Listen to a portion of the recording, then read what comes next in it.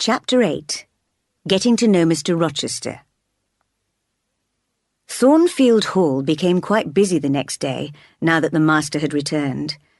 People kept coming to visit him on business.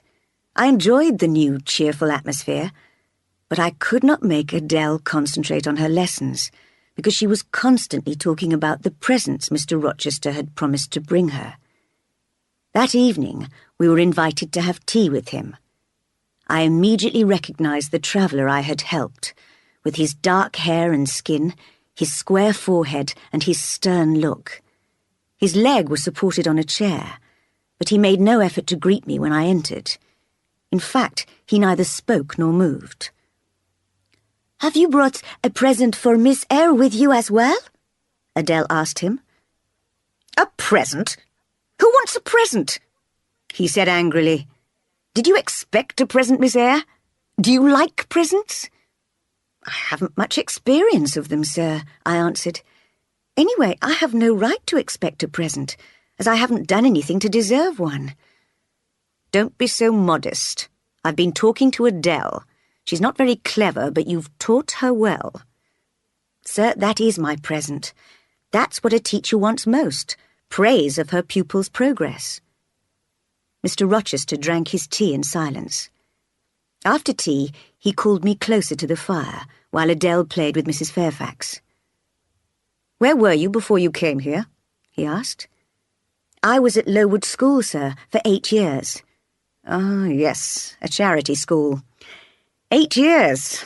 I'm surprised you lasted so long in such a place. There is something like magic in your face. When I met you on the road to Hay last night, I almost thought you had put a spell on my horse. I still wonder if you did. What about your parents?" "They're dead. I don't remember them." "And your relations?" "I have none." "Who recommended you to come here?" "I advertised, and Mrs Fairfax answered the advertisement." "Yes," said the old housekeeper, "and I thank God she did. She's a good teacher for Adele, and a kind friend to me." "Don't try to give her a good character, Mrs Fairfax," said Mr Rochester sternly. "She and her magic made my horse slip on the ice last night." Mrs Fairfax looked puzzled, and clearly did not understand. "Miss Eyre," continued Mr Rochester, "how old were you when you started at Lowood?" "About 10. "And you stayed there 8 years, so you're now 18. I nodded. "I would never have been able to guess your age," he went on. "Now, what did you learn there? Can you play the piano?" "A little." "Of course, that's what all young women say. Go and play a tune on the piano in the library." I did as he asked. "That's enough," he called after a few minutes. "Yes, you do indeed play a little, just like any schoolgirl. Better than some, perhaps. Now, bring me your sketches." I fetched them from my room. Having looked carefully at them, he chose 3. "These are interesting," he said. "You have only expressed the shadow of your ideas because you aren't good enough at drawing or painting. But the ideas, where did they come from? Who taught you to draw wind and space and feeling? But put them away now, Miss Eyre. Do you realise it's 9 o'clock? Adele should be in bed by now. Good night to you all." Mr Rochester's mood had suddenly changed, and he clearly wished to be alone. Later that evening, I talked to Mrs Fairfax. "You said Mr Rochester was a little peculiar," I said. "Well, what do you think, Miss Eyre?" "I think he's very peculiar, and quite rude." "He may seem like that to a stranger. I'm so used to him that I never notice it, and he has had family troubles, you know." "But he has no family," I answered. "Not now, that's true, but he did have an older brother who died 9 years ago." 9 years is a long time. Surely he has recovered from losing his brother by now. "Well, there was a lot of bad feeling in the family. The father was very fond of money and wanted to keep the family property together. So the elder brother inherited most of it. I don't know what happened, but I do know Mr Edward, that's the master, quarrelled with his family. That's why he's travelled so much. When his brother died, he inherited Thornfield, but I'm not surprised he doesn't come here often." "Why should he stay away?" I asked, surprised. "Perhaps he thinks it's a sad place. I really don't know." It was clear that Mrs. Fairfax would not tell me any more. One evening, a few days later, I was invited to talk to Mr. Rochester after dinner. At the far end of the room, Adele was delightedly telling Mrs. Fairfax about the presents she had received. Mr. Rochester called me closer to the fire. "I don't like the conversation of children or old ladies," he murmured to me. "But they are entertaining each other at the moment, so I can amuse myself." Tonight he did not look so stern, and there was a softness in his fine dark eyes. As I was looking at him, he suddenly turned and caught my look. "Do you think I'm handsome, Miss Eyre?" he asked. Normally I would have taken time to think and said something polite, but somehow I answered at once. "No, sir." You really are unusual. You are a quiet, serious little person, but you can be almost rude."